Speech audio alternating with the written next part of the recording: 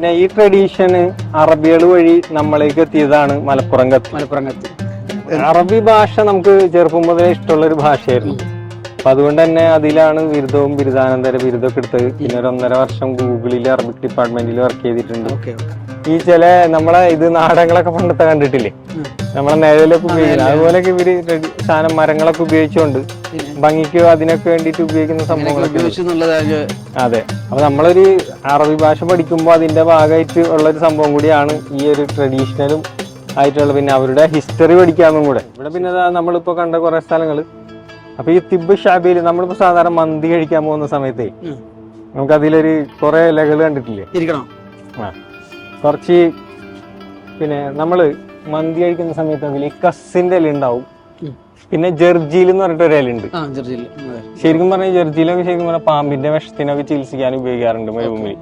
ഈ ആടിനൊക്കെ എന്തെങ്കിലുമൊക്കെ കടിച്ചിട്ടുണ്ടെങ്കിൽ ആ ഒരു വിഷം ഏൽക്കാതിരിക്കാൻ വേണ്ടിയിട്ടൊക്കെയാണ് കഴിക്കുന്നത്. അതുപോലെ നമ്മളെ നാട്ടിൽ കാണുന്ന തുളസി, അങ്ങനെ കുറെ ചെടികൾ ഇവിടെ ഉണ്ട്. ഇവര് പിന്നെ എന്താ പറയാ, പണ്ട് മുതലേ അറബികൾ പ്രത്യേകിച്ച് ഇമറാത്തികള് കുറച്ച് എന്താ പറയാ നമ്മൾ അങ്ങനത്തെ ഒരു കൾച്ചറുമായിട്ട്. പിന്നെ അപ്പൊ അതുകൊണ്ടാണ് പിന്നെ ഷെയ്ഖ് മുഹമ്മദ് കിസ്വത്തില് ഉമ്മാനെ കുറിച്ച് പറയുന്ന ഭാഗത്ത് പറയുന്നത്.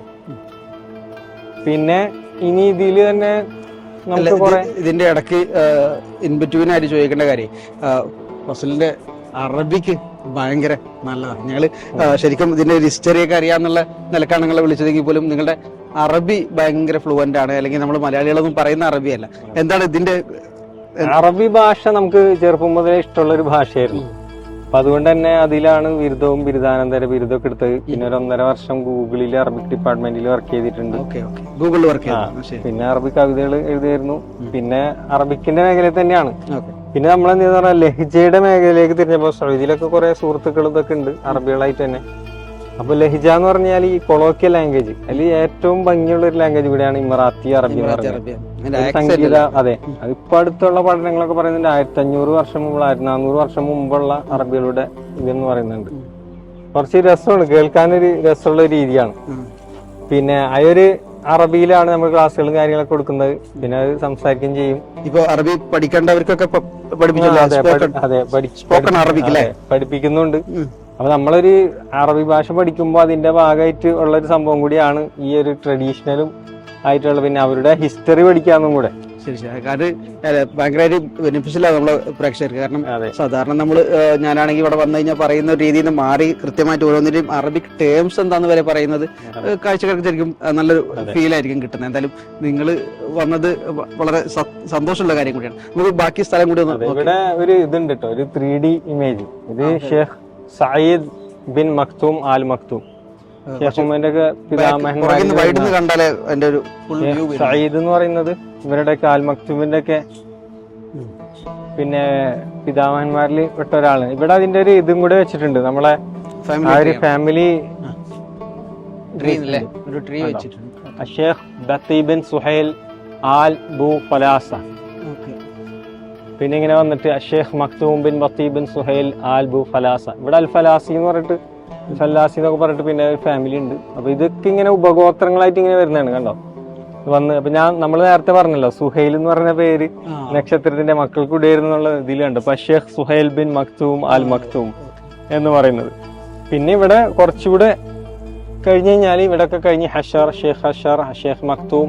അതുപോലെ അറബിയുടെ ഒരു രീതി എന്ന് പറഞ്ഞാൽ ഇപ്പൊ ഷെയ്ഖ് സയ്യിദ് എന്നുള്ള 2 തവണ കാണാം, ഷെയ്ഖ് പിന്നെ സുഹൈൽ 2 തവണ കണ്ടു, ഷെയ്ഖ് മക്തൂം എന്നുള്ളത് കുറെ തവണ കണ്ടു. അപ്പൊ ഇവരെന്തെന്ന് പറഞ്ഞാൽ ഉപ്പാടെ പേരും അങ്ങനെ ഇങ്ങനെ പേരിടുന്ന ഒരു രീതി ഉണ്ട് ഇവർക്ക്.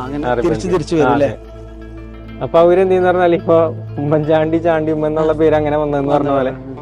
അപ്പൊ ഇതില് നമ്മളെ Sheikh Mohammed bin Rashid Al Maktoum വരെ ഉള്ളതുണ്ട്. ഇപ്പൊ Sheikh Maktoum bin Rashid Al Maktoum. പിന്നെ ഇവരുടെ പിന്നെ ഇതിൽ വരുന്നതാണ് ഷെയ്ഖ് ഹംദാൻ ബിൻ, പിന്നെ അവരുടെ ഇതിൽ വരുന്നതാണ് ഷെയ്ഖ് പിന്നെ Hamdan bin Mohammed Al Maktoum. ഇതിൽ ഷെയ്ഖ് ഹംദാന്റെ ഒരു മകന്റെ ഒരു മുഹമ്മദ് എന്നാണെന്നുണ്ടെങ്കിൽ പിന്നെ ഇങ്ങനെ വരിക Sheikh Mohammed bin Hamdan bin Mohammed bin Rashid Al Maktoum എന്നായിരിക്കും വരും. നമുക്കൊക്കെ എന്താ പറയാ വല്യപ്പാടെ പേരൊക്കെ ചോദിച്ചു കഴിഞ്ഞാൽ 2 തലമുറ വരെ അറിയില്ല. ഇവരായ ഒരു കാര്യത്തിൽ എന്താ പറയാ പിതാക്കന്മാരുടെ ഇതും പിന്നെ പേരൊക്കെ ഓർക്കുന്നതിലും പിന്നെ ഇവിടെ ഇങ്ങനെ കുറെ ട്രഡീഷണൽ ആയിട്ടുള്ള കാര്യങ്ങളും പിന്നെ 3D ഇമേജ് എന്താ കൊടുത്തത്? അതെ, അതായത് ഇവര് ജീവിച്ചിരുന്ന ഈ ഏരിയ ഉണ്ടല്ലോ, അതിന്റെ മാപ്പാണിത്. മാപ്പ് 3D ഇവിടെയൊക്കെയായിരുന്നു വീടുകൾ. ഈ കാണുന്നതിന് ഇപ്പൊ നമ്മളെ ഈ പാലസ്, ഇവരുടെ ഈ ഭാഗം എന്ന് പറയുന്നത് ഹൈലൈറ്റ് അവരുടെ പാലസ്. അപ്പൊ ഇത് എന്ന് പറയുന്നത് ആ ഷിന്തക പിന്നെ ബർദുബയുടെ ഈ ഒരു ഭാഗമാണ് ഈ കാണിക്കുന്നത്. പിന്നെ ഇവിടെയാണ് പള്ളിയുണ്ട്. ഇത് പിന്നെ ഇതൊരു പള്ളിയാണ്, മസ്ജിദ്. ഇവിടെ ഇമാമായിട്ടുള്ള ആള് കുറെ കാലങ്ങളായിട്ട് മലയാളിയായിട്ടുള്ള ഒരാളാണ്. അതായത് ഈ പറയുന്ന ട്രഡീഷണൽ ഇവിടുത്തെ റോയൽ ഫാമിലിയുടെ ഏറ്റവും ട്രഡീഷണൽ ആയിട്ടുള്ള ഒരു മേഖലയുടെ പള്ളി ഇരിക്കുന്നത് അവിടുത്തെ പള്ളിയിൽ കഴിഞ്ഞ 50 വർഷമൊക്കെ ആയിട്ട് യുഎയിലുള്ള ഒരാളാണ് നമ്മുടെ മലയാളി ആയിട്ടുള്ള ഉസ്താദാണെന്ന് പറയുന്നത്. അതെ, ഉസ്താദ് പിന്നെ കായക്കൊടി ഇബ്രാഹിം മുസ്താരി യുഎയിൽ ഗോൾഡൻ വിസ കൊടുക്കാൻ തുടങ്ങിയപ്പോ ഇമാമുകൾക്കുള്ള ആദ്യത്തെ ഗോൾഡൻ വിസ കൊടുത്ത് അദ്ദേഹത്തിനാണ്. ശരിക്കും അവരെ വീട്ടിലുള്ള ആളാണെന്നല്ല. അതെ, അവരുടെ വല്ലുപ്പമാരും പിന്നെ ആ കാലം മുതലേ ഇവിടെ പിന്നെ എന്ത് ചെയ്യുന്ന ആളല്ലേ. ഒരുപാട് തലമുറയെ കണ്ട ഒരാളും കൂടിയാണ്. അതെ, കുറെ തലമുറകളെ ഒരു ദിവസം അവൈലബിൾ ആകുമ്പോൾ നമുക്ക് അതെ ബുദ്ധിമുട്ട് ബഹുമാനം കൊണ്ട്. പക്ഷെ ഷംസുലുമന്റെ ഒക്കെ കാലം മുതൽ പിന്നെ അവര് നിർദ്ദേശപ്രകാരം ഇവിടെ എത്തിയതാണ്. എല്ലാം ഇവിടെ കുറെ വേറെ കുറച്ച് കാര്യങ്ങളൊക്കെ ഉണ്ട്. ഇവിടെ ഉപയോഗിച്ചിരുന്ന ആഭരണങ്ങള് കാര്യങ്ങളൊക്കെ കാണാം.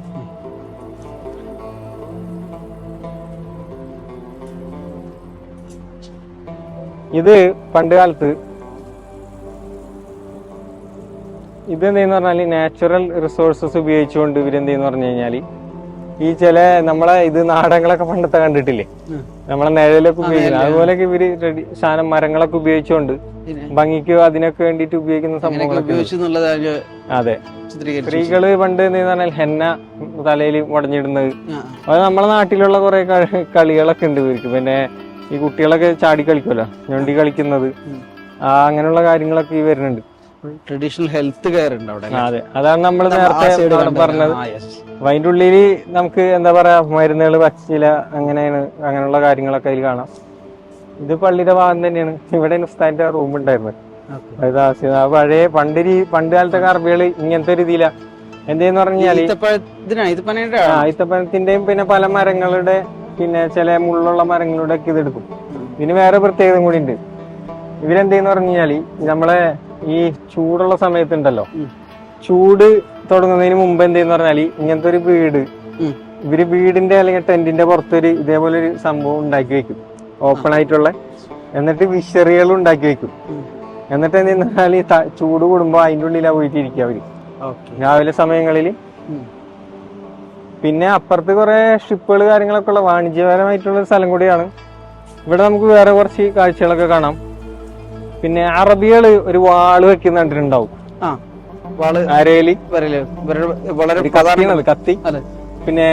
പിന്നെ ഒമാനിലെ സുൽത്താൻ്റെത്, അതേപോലെ പിന്നെ ഷെയ്ഖ് സായിദിന്റെ പഴയ ഫോട്ടോ ഇപ്പോഴും ഒമാനികളും റാത്തികളൊക്കെ വെക്കാറുണ്ട്.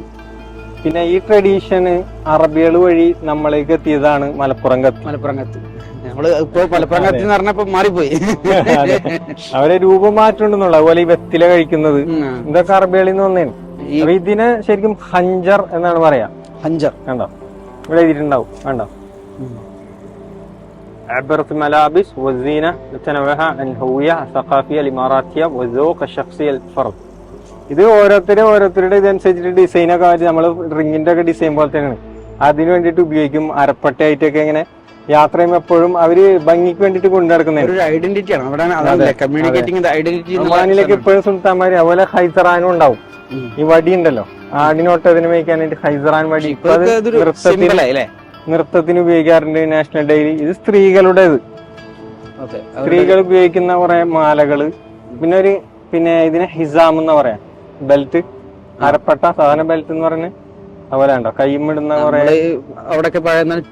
ചിറ്റ അങ്ങനെയൊക്കെ ഉപയോഗിച്ചത്. അതെ, പണ്ട് പിന്നെ വല്യമ്മമാരൊക്കെ എന്താ പറയാ ഉപയോഗിച്ചിരുന്നത്. ഇതിപ്പോഴും അറബികൾ എന്ത് ചെയ്യാറുണ്ട്, വീട്ടിലൊക്കെ ഉപയോഗിക്കാറുണ്ട്. ഈ ഡ്രസ്സ് ഉണ്ടല്ലോ ഇങ്ങനത്തെ ഡിസൈൻ ഉള്ളത്. പിന്നെ ഇതിന്റെ ഉള്ളിലൊക്കെ അബായന്റെ ഉള്ളിലൊക്കെ എന്ത് ചെയ്യാറുണ്ട്, ഇടാറുണ്ട്. പിന്നെ ഇതും വേറെ ഇതാണ്, കണ്ടോ. ഇത് വളരെ സിമ്പിൾ ആയിട്ടുള്ളത്, സിമ്പിൾ ഡ്രസ്. അത് നമ്മൾ കുറെ ആഭരണങ്ങളൊക്കെ ഉണ്ട്, സിമ്പിൾ എലഗൻസ് എന്ന് പറയുന്നത്.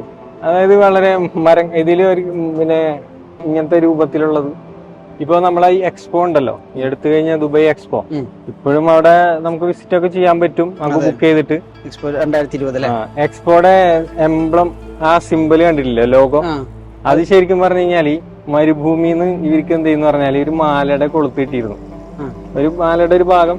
അപ്പൊ അത് പണ്ട് ഏതോ കാലത്തുള്ളൊരു ആരോ ഉണ്ടാക്കിയൊരു ഏതോ ഒരു പിന്നെ എന്താ പറയാ സ്വർണം ഉണ്ടാക്കുന്ന ഒരാൾ ഉണ്ടാക്കിയാണ്.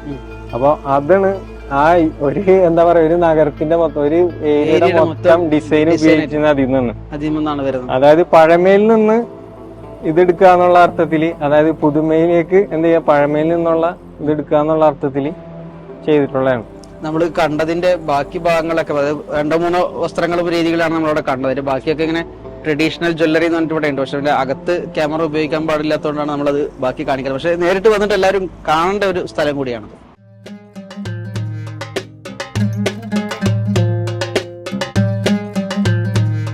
ഇനിയും ഒരുപാട് പറയാനുണ്ട്. ഞങ്ങൾ അടുത്ത എപ്പിസോഡിലും മറ്റു അടുത്ത ഭാഗങ്ങളിലൊക്കെ ആയിട്ട് ഇതിന്റെ കൂടുതൽ ഭാഗങ്ങളും ഓരോ സ്ഥലങ്ങളൊക്കെ ആയിട്ട് ഞങ്ങൾ വീണ്ടും വരും. അതെ. അല്ലേ?